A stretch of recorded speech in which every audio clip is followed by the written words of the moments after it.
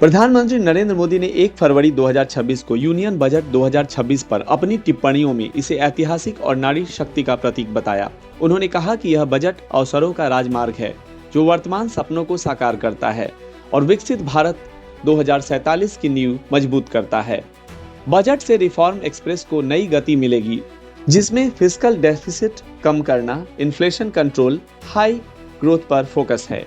युवाओं, एमएसएमईज और sunrise sectors जैसे बायो फार्मा, सेमीकंडक्टर्स को मजबूत समर्थन मिलेगा। Infrastructure, dedicated freight corridor, waterways विस्तार, high speed rail, tier 2x3 शहरों का विकास और म्यूनिसिपल बॉन्ड्स पर जोर। Skill tourism, medical hubs, data centre hub के लिए टैक्स छूट, रोजगार जनरेशन को बूस्ट। महिलाओं के लिए सेल्फ हेल्प ग्रुप्स को मॉडर्न इकोसिस्टम छात्रावास, किसानों के लिए एआई टूल, भारत विस्तार एआई, मछली पालन डेयरी में उद्यमिता। यह गरीब किसान और गांव के कल्याण वाला बजट है। आज का बजट ऐतिहासिक है। इसमें देश की नारी शक्ति का सशक्त प्रतिबिंब झलकता है। महिला वित्त मंत्री के रूप में निर्मला जी ने लगातार 9वीं बार देश का बजट प्रस्तुत करके नया रिकॉर्ड बनाया है।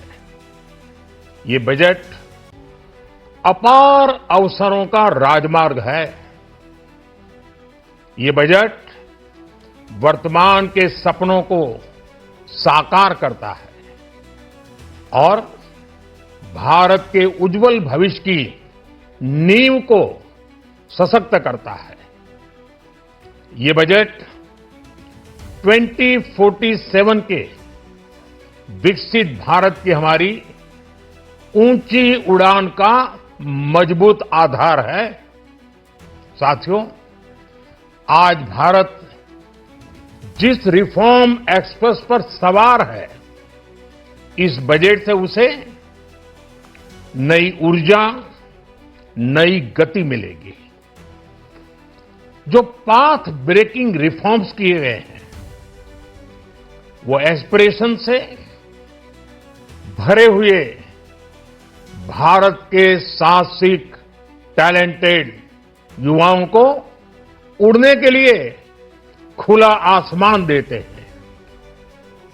ये बजट ट्रस्ट बेस्ड गवर्नेंस और ह्यूमन सेंट्रिक अर्थरचना के विजन को साकार करता है।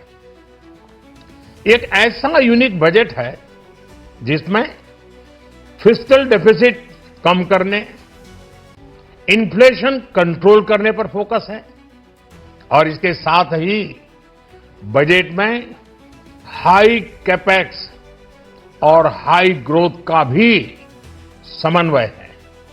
साथियों, ये बजट भारत की वैश्विक भूमिका को नए सिरे से सशक्त करता है। भारत के 140 करोड़ नागरिक फास्टेस्ट ग्रोइंग इकोनॉमी बनकर ही संतुष्ट नहीं है। हम जल्द से जल्द दुनिया की तीसरी सबसे बड़ी अर्थव्यवस्था बनना चाहते हैं। ये करोड़ों देशवासियों का संकल्प है।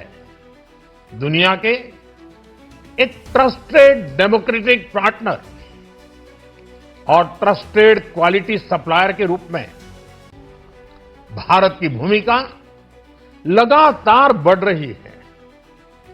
हाल में जो बड़ी बड़ी ट्रेड डील्स भारत ने की है, मदर ऑफ ऑल डील्स, उसका मैक्सिमम बेनिफिट भारत के युवाओं को मिले, भारत के लघु और मध्यम उद्योग वालों को मिले।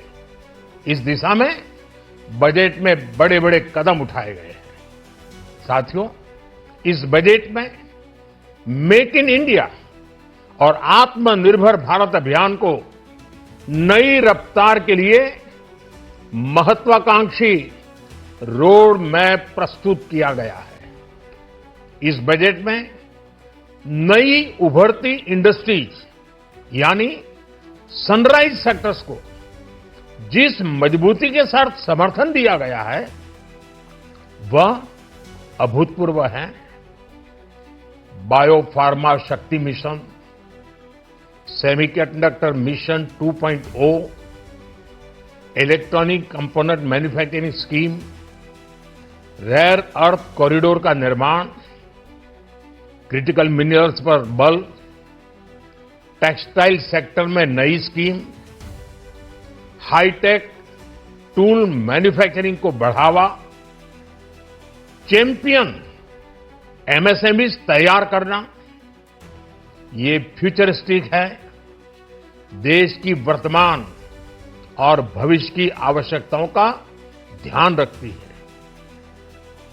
एमएसएमईज को, हमारे लघु और कुटीर उद्योगों को जो समर्थन इस बजट में मिला है वह उन्हें लोकल से ग्लोबल बनने की नई ताकत देगा।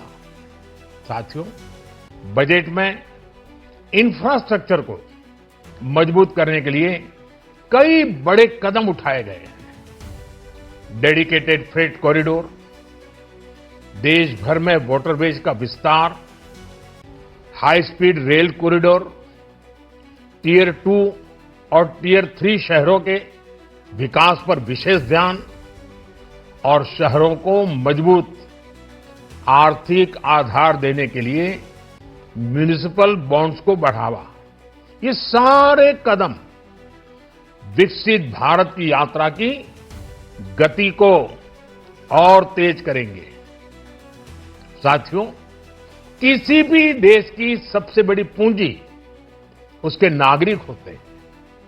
बीते वर्षों में हमारी सरकार ने देश के नागरिकों के सामर्थ्य को बढ़ाने पर अभूतपूर्व निवेश किया है। हमारा प्रयास स्किल, स्केल और सस्टेनेबिलिटी को निरंतर बल देने का रहा है। जैसा कि आज पार्लियामेंट में निर्मला जी ने कहा है, यह युवा शक्ति बजट है। उसमें युवा की सोच भी है, युवा के सपने भी हैं, युवा का संकल्प भी है और साथ साथ युवा की गति भी है।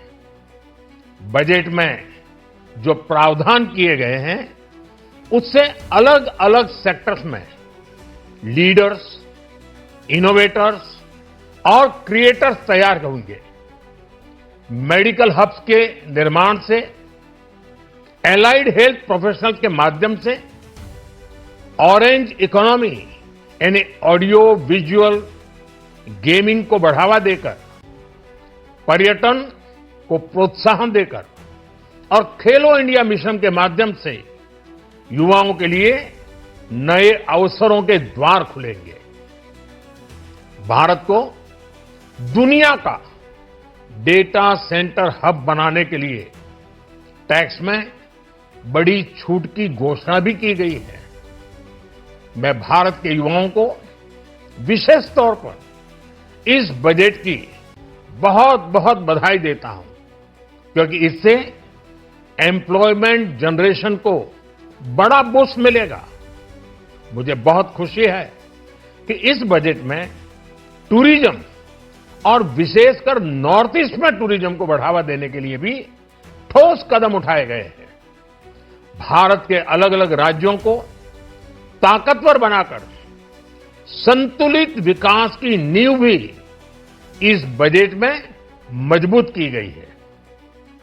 साथियों, हमारे देश में 10 करोड़ से ज्यादा महिलाएं सेल्फ हेल्प ग्रुप से जुड़ी हैं और बड़ा सफल अभियान रहा है। महिलाओं द्वारा निर्मित, महिलाओं द्वारा संचालित सेल्फ हेल्प ग्रुप्स का आधुनिक इकोसिस्टम बने, बजट में इसे प्राथमिकता दी गई है। कोशिश यही है कि हर घर लक्ष्मी जी पधारे। हर जिले में छात्राओं के लिए नए हॉस्टल बनाने का अभियान भी शिक्षा को सुलभ बनाएगा। साथियों, भारत की कृषि, डेयरी सेक्टर, फिशरीज इन्हें हमारी सरकार ने हमेशा सर्वोच्च प्राथमिकता दी है। इस बजट में भी नारियल, काजू, कोको और चंदन की पैदावार से जुड़े किसानों के लिए अनेक अहम कदम उठाए गए हैं। भारत विस्तार एआई इस टूल से किसानों को उनकी भाषा में जानकारी मिलने से उन्हें बहुत मदद मिलेगी। फिशरीज और पशुपालन में उद्यमिता उसको बढ़ावा देने से गांव में ही रोजगार और स्वरोजगार के और ज्यादा अवसर बनेंगे। साथियों, ये बजट एम्बिशियस भी है और ये बजट देश की एस्पिरेशन को भी एड्रेस करता है। मैं एक बार फिर निर्मला जी और उनकी पूरी टीम को इस फ्यूचरिस्टिक बजट के लिए, संवेदनशील बजट के लिए, गांव, गरीब, किसान का कल्याण करने वाले बजट के लिए बहुत बहुत बधाई देता हूं। बहुत बहुत धन्यवाद।